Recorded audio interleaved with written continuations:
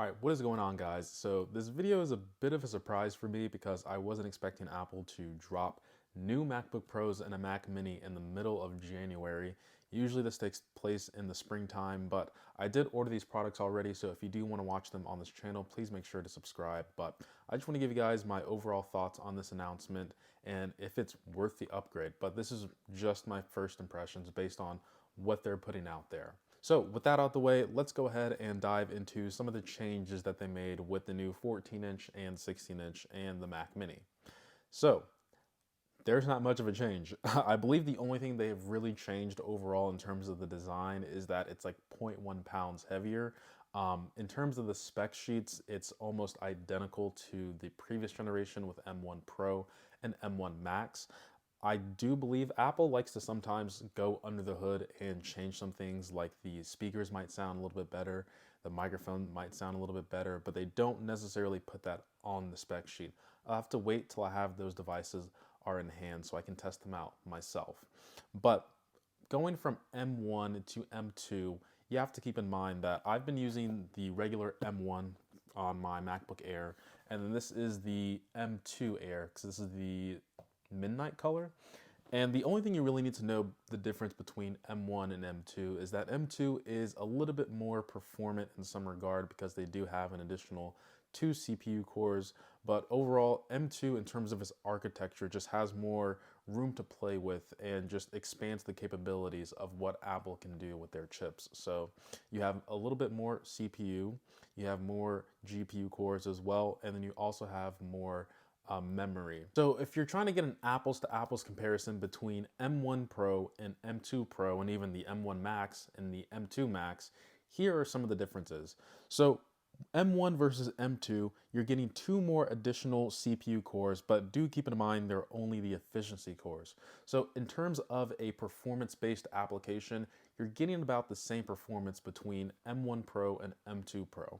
And then you also have 3 additional GPU cores when it comes to M2 Pro. So if you're doing some graphical intensive work and you need that extra boost, M2 Pro is probably going to be better for you. If we then move over to comparing the M1 Max to the M2 Max, you're still getting those additional 2 CPU cores, but keep in mind, once again, they're only the efficiency cores. It's not the performance core. So if you're looking for raw performance, this is not the CPU in order to upgrade if you already have M1 Pro or M2 Pro.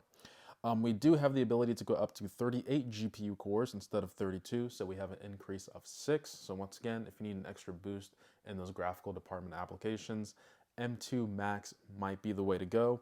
And then I believe you also have the opportunity to go up to 96 gigabytes of memory, but you can only do this with the Max GPU variant of the M2 Max.